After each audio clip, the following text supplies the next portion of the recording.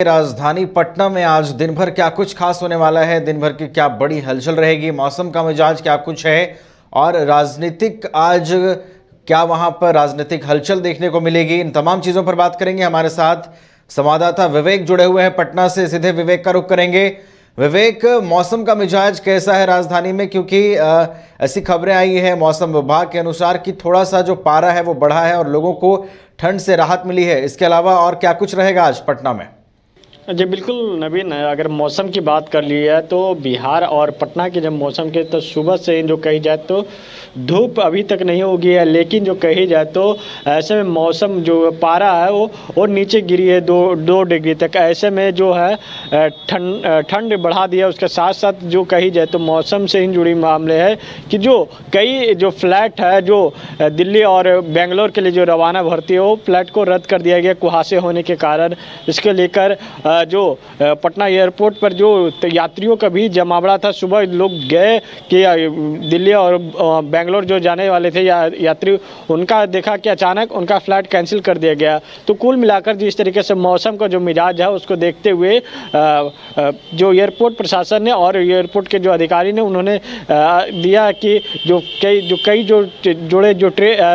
Flight है उसको रद्द कर दी गई है अगले आदेश तक। जब तक जो कही जाए तो जो मौसम में सुधार नहीं हुए तब तक वो जो फ्लाइट है कैंसिल रहेगी। अगर वहीं दूसरी खबर की बात कर जाए तो राजनीतिक से जुड़ी हुई, तो दयानिधि का बयान जो है वो बिहार में थमने का नाम नहीं ले रहा। जिस तरीके से दयानिधि ने बिहार को लेकर जो आपत्तिजनक जो बयान दिए थे उसे में लेकर कांग्रेस को नोटिस किया गया कि कांग्रेस इस पर कोई संज्ञान उठाए, नहीं तो हम लोग जो आने वाले 15 दिनों के भीतर में आंदोलन करेंगे। एक तरफ जो पूर्व मुख्यमंत्री जीतन राम मांझी के बेटे संतोष सुमन, उन्होंने दयानिधि को यहाँ तक धमकी दे डाला कि अगर वो अपनी बात से अगर माफ़ी नहीं मांगते हैं तो वो बिहार में अगर कोई भी जनसभा या कोई बिहार आएंगे तो उनका फ्लैट लैंडिंग करने नहीं देंगे।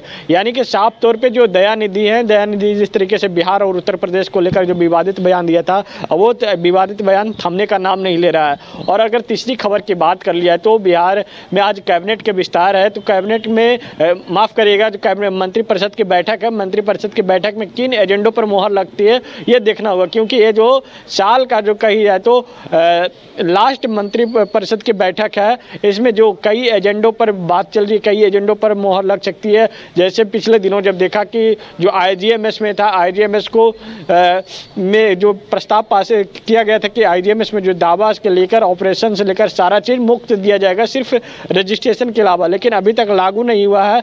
लेकिन इसका प्रस्ताव आज क्या आता है ये देखना होगा। वहीं और भी कई जो सड़क परियोजना से जुड़ी मामले हैं और ग्रामीण क्षेत्र का, उन सारे मामलों पर आज क्या होता है ये सबसे नज़र बनी रहेगी। वही अगर एक तो राजनीतिक से जुड़ी एक और खबर की बात कर लिया है तो कांग्रेस के जितने बिहार के आला कमान नेता हैं वो दिल्ली के लिए रवाना हो गए हैं। दिल्ली में आज एक बड़ी बैठक कांग्रेस की होने वाली है, जिसमें मल्लिकार्जुन खड़गे के साथ जो कांग्रेस के पूर्व अध्यक्ष है राहुल गांधी और उसके साथ साथ सोनिया गांधी, ये सब सारे जो विधायक हैं बिहार के जो और जो सांसद हैं उनको टैक्स देंगे कि 2024 का लोकसभा चुनाव कैसे जीता जाए। यानी कि साफ तौर पे जो और अपना जो घर फिर से वापस लाने के लिए कांग्रेस रणनीति बना रही है कि बिहार में जो इनका जो पीछे बीते दिनों जिस तरीके से देखा कि 2019 के जब लोकसभा चुनाव था तो उस समय इन कांग्रेस का एक ही सीट बहुमत मिला था। उसके बाद जो कांग्रेस का जो कही जाए तो हाँ जो देश की बड़ी पार्टी थी, देश की बड़ी पार्टी होने के बावजूद भी इनको बिहार में एक सीट मिला, तो ये कहीं ना कहीं हास्पद है। लेकिन आज जो बैठक है उस बैठक में टास्क दिया जाएगा सभी लोगों को किस तरीके से रणनीति बनाया जाए और साथ ही साथ कैसे 2024 का लोकसभा चुनाव लड़ा जाए और कौन कौन गठबंधन में कौन कौन पार्टियां किस तरीके से कौन कौन पार्टियां के कौन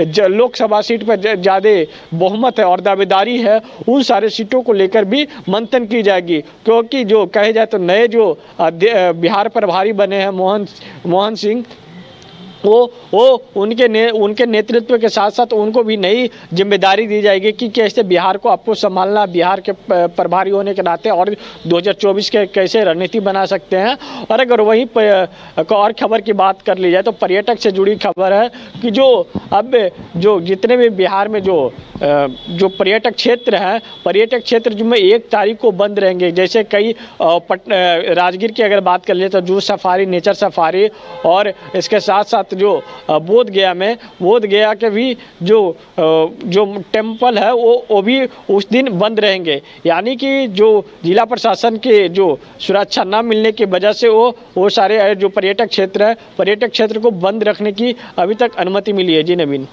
बिल्कुल विवेक, कई गतिविधियों का आपने जिक्र किया और सबसे बड़ी जो राजनीतिक गतिविधि है वो ये है कि दयानिधि माड़न के बयान पर खूब सियासत हो रही है। एक तरफ बीजेपी हमलावर है तो खुद सत्ताधारी पार्टी के कई नेता भी इस बयान का विरोध करते नजर आ रहे हैं। इसके अलावा भी आपने कई गतिविधियों के बारे में जानकारी दी है। बहुत धन्यवाद विवेक हमारे साथ जुड़ने के लिए और इन तमाम अपडेट्स के लिए। राजधानी रांची में वाइल्ड वादी लेकर आया है रांची फ्लावर पार्क, जहां आकर्षक फूल मोह लेंगे आपका दिल। रात में आकर्षक लाइट से नजारा होगा रंगीन। परिवार के साथ उठाइए ट्रैम्पोलिन पार्क का लुत्फ। की जगह पर मिलेगा amusement park, zip line, bird park, picnic और कुल्हड़ चाय का भी मजा। Monday to Friday entry fees सिर्फ 200 रूपए और सैटरडे और हॉलीडेज में महज 300 रूपए में भरपूर मनोरंजन। तो आइए वाइल्ड वादी। घर के लिए ग्रोसरीज की जरूरत हो या चाहिए फल और सब्जी, डेयरी या बेकरी प्रोडक्ट्स चाहिए या beverages, snacks and branded foods चाहिए हो या ब्यूटी प्रोडक्ट्स, अब इनके लिए अलग अलग दुकानों की तलाश हुई खत्म, क्योंकि रांची में खुल गया है केस्टो मार्ट, जो रखे आपका और आपके बजट का ख्याल। हर सामान पर 5% की छूट, होम डिलीवरी की सुविधा भी। आज ही पधारें। Kesto Mart, one stop solution for every customer's requirements. Call 9153989339.